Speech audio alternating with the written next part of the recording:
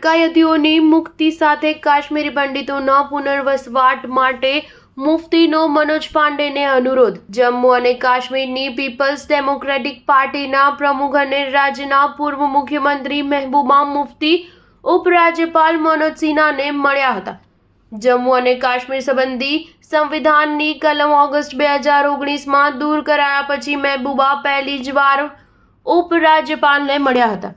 યોજાયેલી આ મુલાકાતમાં મુફ્તીએ ઉપરાજ્યપાલ મનોજ સિન્હાને માનવતાની દ્રષ્ટિએ પણ કહી ઈદ પહેલા જે અટકાયતીઓને નાના અપરાધો માટે બંદીવાન બનાવવામાં આવ્યા હોય તેઓને મુક્ત કરવા અપીલ કરી હતી.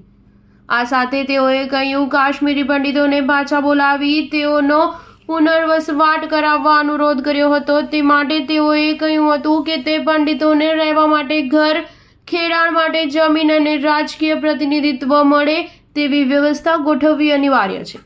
આ ઉપરાંત તે પંડિતોને લઘુમતીઓને મળતા તમામ અધિકારો આપવા પણ વિનંતી કરી હતી. ઉપરાજ્યપાલને મળ્યા પછી પત્રકારોને કેટલા સંબોધનમાં તેઓએ કહ્યું કાશ્મીરી પંડિતોની રાજ્યમાંથી થયેલી સામૂહિક હિજરત કાશ્મીર ઉપરનું સૌથી મોટું કલંક છે. આ સાથે તેઓએ અમરનાથ યાત્રા પણ ખૂબ સરળતાથી ચાલે તે માટે વ્યવસ્થા ગોઠવવા ઉપરાજ્યપાલને અનુરોધ કર્યો હતો. જમ્મુ અને કાશ્મીરની રાજકીય પરિસ્થિતિ અને ગતિવિધિ બોલતા તેઓએ પૂર્વ મુખ્યમંત્રી ઓમર અબ્દુલ્લા ઉપર આક્ષેપ મૂક્યો હતો કે તેઓએ તો ચૂંટાયેલી સરકારને પદભ્રષ્ટ કરી હતી.